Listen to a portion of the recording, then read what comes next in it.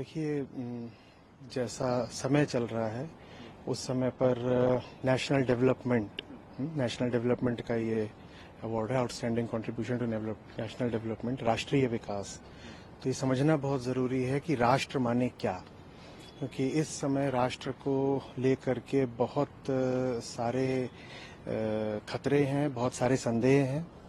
तो राष्ट्र माने इंसान में जितने भी राष्ट्र के रहने वाले लोग हैं उनमें उन मूल्यों को स्थापित करना जो भारतीय राष्ट्र की बुनियाद में है। और भारतीय राष्ट्र की बुनियाद में बहुत ऊंचे आध्यात्मिक मूल्य हैं। वही मूल्य जो हमें गीता में और वेदांत दर्शन में दिखाई देते हैं, और वही मूल्य फिर आगे जाकर के हमारे संविधान का आधार भी बने हैं। तो आज राष्ट्र को मजबूत करने का मतलब है कि आम इंसान में गीता को पुनः जगाया जाए। नहीं तो जैसा समय चल रहा है, वैश्विक स्थितियां जैसी बन रही हैं और नए जैसे खतरे पैदा हो रहे हैं, उसमें इंसान के लिए, समाज के लिए, राष्ट्र के लिए, सबके लिए बड़ा संकट है।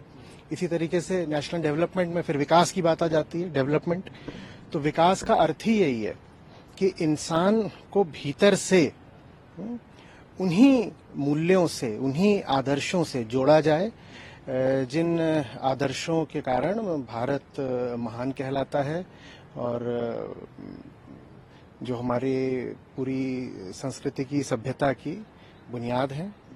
और उन्हीं को आम लोगों में लाने के लिए हमारा पूरा गीता शिक्षण कार्यक्रम है और वेदांत को पढ़ा रहे हैं।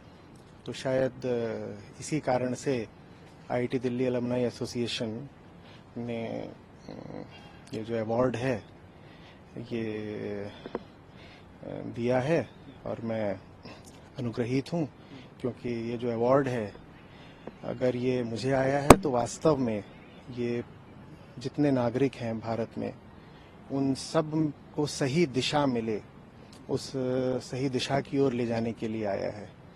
जलवायु परिवर्तन सबसे पहले बिल्कुल अनियंत्रित और अंधे भोग का परिणाम है। जब इंसान को नहीं पता होता कि वो कौन है, चाहता क्या है, तो जो कुछ भी उसको दिखाई देता है, जो कुछ भी उसकी पकड़ में आता है, वो उसको कंज्यूम करने की कोशिश करता है। तो यही जो कंजम्पशन है, यही कार्बन एमिशन बनता है और वो फिर क्लाइमेट चेंज है। आप जब तक कंजम्पशन नहीं करोगे, जलाओगे नहीं, तब तक कार्बन एमिशन नहीं होगा।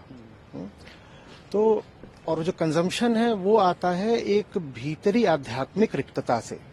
हम जानते नहीं हमें क्या चाहिए, तो फिर हमें सब कुछ चाहिए, और जिन चीज़ों की ज़रूरत भी नहीं है हम उनको भोग लेते हैं और हमें विज्ञापन दिखा करके लुभा भी लिया जाता है।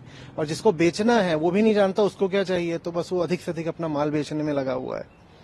तो ये जो क्लाइमेट क्राइसिस है ये मूलतः एक स्पिरिचुअल क्राइसिस है, और मेरी दृष्टि में इसका कोई तकनीकी या आर्थिक या राजनीतिक समाधान संभव भी नहीं है। तो इसका जो एकमात्र समाधान है, मैं देख पा रहा हूँ, वो आध्यात्मिक है।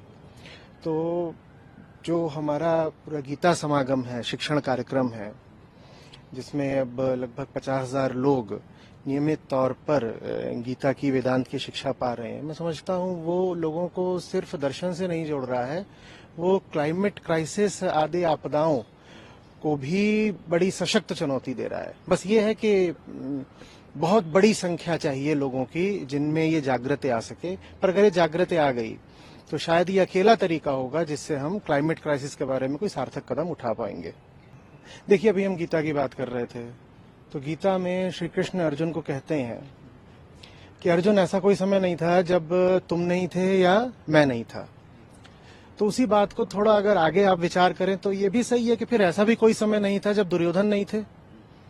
यदि श्री कृष्ण सदा थे और अर्जुन सदा थे, तो दुर्योधन भी सदा रहे हैं, आज भी है, आगे भी रहेंगे। और इन दुर्योधनों से निपटने के लिए फिर गीता की जरूरत भी हमेशा पड़ती है।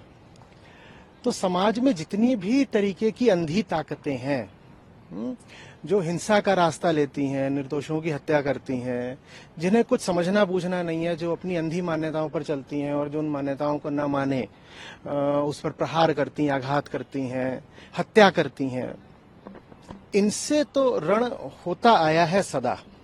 श्री कृष्ण भी गए थे दुर्योधन के पास, पूरा प्रयास करा था पर समझा नहीं पाए। लेकिन अगर युद्ध जीतना है तो गीता चाहिए होगी। अगर हम ये सोचें कि सिर्फ शस्त्रों के इस्तेमाल से युद्ध जीता जा सकता है, बल प्रयोग से युद्ध जीता जा सकता है, तो ऐसा नहीं है। अर्जुन एक बाण भी नहीं चला पाते अगर गीता नहीं होती। तो आज तो और जरूरी है कि जब धर्म के नाम पर ही युद्ध छिड़ा हुआ है कि हमें पता तो चले कि वास्तविक धर्म कहते किसको हैं। और जब वास्तविक धर्म पता चलता है तो फिर अपने आप स्पष्ट हो जाता है कि किन मुद्दों की उपेक्षा करनी है और किन युद्धों में प्रण प्राण से जूझ जाना है। आज भारत जहां खड़ा है और जो तमाम तरीके के संघर्ष हमारे सामने हैं, जिसमें पहलगाम जैसे बर्बर हत्याकांड भी आते हैं, गीता की तो हमें बहुत जरूरत है। और उसके बाद फिर हमें दिखाई देगा कि ये जो दुर्योधन है, भले ही ये कई तरीके से अपनी तादाद बढ़ा बैठे हों, बहुत इनका बल दिख रहा हो सामने, लेकिन फिर भी इनसे जूझा जा सकता है, निष्काम भाव से जूझा जा सकता है। और अक्सर ये होता है कि जब आप परिणाम की परवाह करे बिना जो काम सही है वो करते हैं तो विजय अपने आप पीछे पीछे आ जाती है। देखिए, पहली चीज तो ये कि गीता, वेदांत, अध्यात्म जिसको सबसे पहले हटाते हैं मन से वो है डर। डरना नहीं है। कैसा डर? क्या खो जाना है? वेदांत आपसे कहता है कि आप वो हो जिसका कुछ बिगड़ नहीं सकता, शस्त्र जिसे छेद नहीं सकते और अग्नि भी जिसे जला नहीं सकती है। तो सामने कोई खड़ा हो, दुनिया की बड़ी से बड़ी ताकतें खड़ी हों, डरने की कोई वजह नहीं है।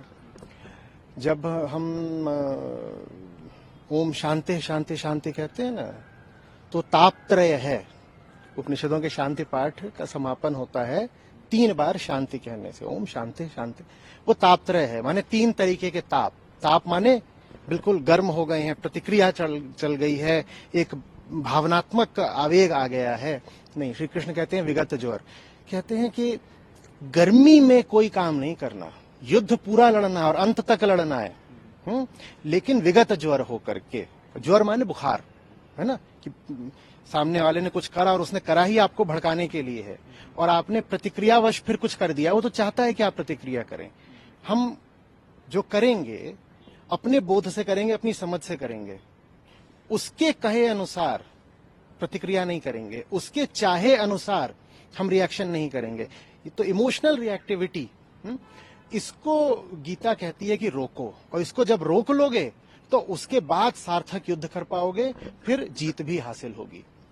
अब आती है बात इस पर कि ये सब जो होता है वो धर्म के, मजहब के नाम पर होता है, धर्मांधता। देखिए, जहां कहीं भी धर्म का अर्थ ये बन जाएगा कि कुछ अंधी मान्यताएं हैं, इनको बस मानते चलो, तो उसका नतीजा हिंसा के तौर पर ही होगा। बहुत स्पष्ट है। देखिए, आपको कहा गया है, आपकी एक किताब है, उसमें कुछ बातें लिखी हैं, वो आप मानिए, और वो सारी बातें हैं वो बस मान्यताएं हैं कि ऐसा हुआ, ऐसा हुआ, ऐसा हुआ, अब ये करो, अब ये करो, और ऐसे लोग अच्छे नहीं होते, ऐसे लोग बुरे होते हैं, ऐसे लोग काफिर होते हैं, उसको मानो। दूसरे की किताब है, उसमें कोई और बात लिखी हुई है, और ये दोनों बातें कभी मेल खा नहीं सकती, क्योंकि दोनों जो हैं वो बस विश्वास पद्धतियां हैं, बिलीफ सिस्टम्स हैं। और बिलीफ सिस्टम्स तो लगभग हर धार्मिक धारा में होते हैं, लेकिन उनमें बोध के लिए जगह होनी चाहिए ना। हाँ, कि सवाल भी तो कर सकें, समझने के लिए, जानने के लिए, बोध के लिए पूछ भी सकें, जिज्ञासा भी तो कर सकें। पर जहां पर जिज्ञासा के लिए कोई जगह नहीं होती, वहां बड़ी धर्मांध कट्टरता पनपती है, और आदमी सोचने लगता है कि उसकी जो मान्यता है, उसकी जो बिलीफ है, वही सत्य है, और जो उसकी मान्यता पर नहीं चल रहा वो गंदा आदमी है, विधर्मी है, काफिर है, और उसको मारना भी जायज हो जाता है। और मारने के बाद आदमी यही नहीं करता कि बस मार दिया, वो कहता है मैंने तो कोई बहुत अच्छा काम करा है, मैंने तो बहुत बढ़िया काम करा है। अभी हाल में था, मैं पढ़ रहा था, कोई पाकिस्तानी आतंकवादी था और भारत में वो मारा गया, तो पाकिस्तान में उसके पिता ने अगले दिन उसकी शादी की दावत रखी। बोले अब ये ऊपर गया है तो इसके ऊपर हूरों से अभी शादी हो रही है। अब जब ऐसी आप मान्यता रख लोगे, ऐसी आप कहानियों का नाम धर्म रख दोगे, तो फिर दुनिया भर में रक्तपात होना तय है। धर्म का मतलब किस्सा कहानी मान्यता नहीं होना चाहिए। आप किस चीज में विश्वास करते हैं, यकीन करते हैं, ये धर्म नहीं है। स्वयं को जानना और जीवन को जानना, इसका नाम धर्म है। और यही धर्म सनातन है, इसी का नाम वेदांत है। और कोशिश कर रहे हैं कि जो वास्तविक धर्म है उस तक लेकर आ सकें, उस तक हम सबको लेकर आएंगे तो वही अहिंसा है, वही प्रेम है, वही पूरे जगत में शांति का मार्ग है। नहीं, देखिए, जो गलती करेगा 90% संभावना है कि वो आंख भी दिखाएगा और धमकी भी देगा, क्योंकि डर और आक्रामकता हमेशा एक साथ चलते हैं। डर और आक्रामकता, जो इतना डरा हुआ होता है ना, वो बाहरी तौर पर उतना हिंसक हो जाता है। इसीलिए जिन विश्वास पद्धतियों में डराने की बड़ी परंपरा है, वहां पाओगे आप कि लोग उतने ही आक्रामक होते जा रहे हैं। तो इसमें कोई बड़ी बात नहीं कि कोई एक तो गलती कर रहा है, अन्याय, अत्याचार, हिंसा, हत्या कर रहा है और उसके बाद चढ़ने की भी कोशिश कर रहा है। ये सदा होता आया है, वो यही करेंगे। पर हमें समझना है कि हमें क्या करना है, और हमें जो करना है वो हमें भावना के उद्वेग में नहीं करना है, हमें बस बदला निकालने के लिए नहीं करना है। हमें स्थिति को जानना है, समझना है। और जब युद्ध की स्थिति हो तो कृष्ण से अच्छा पथ प्रदर्शक कोई हो नहीं सकता ना। भगवत गीता तो रची ही गई है, किसी आश्रम में नहीं, किसी वन में नहीं, किसी शांत अरण्य में नहीं, वो तो रची ही गई है युद्ध क्षेत्र में। तो अर्जुन खड़े हैं और बड़ा भीषण युद्ध सामने है, तो उस समय तो हमें श्री कृष्ण से पूछना ही पड़ेगा कि अब बताइए क्या करना है। और उसके बाद फिर युद्ध होता है और फिर देखा जाता है जो भी होगा। निष्काम युद्ध है, जो भी अंजाम निकले। लेकिन अंधा युद्ध नहीं लड़ना है, अंधा नहीं होना चाहिए। प्रतिक्रिया नहीं, बस दूसरे से बदले की भावना नहीं, अंधी नफरत नहीं। युद्ध तो जरूर हो, संघर्ष तो जरूर हो, लेकिन वो बहुत जगा हुआ जागृत संघर्ष होना चाहिए। उसमें किसी अंधी भीड़ का नशा जैसा नहीं दिखना चाहिए।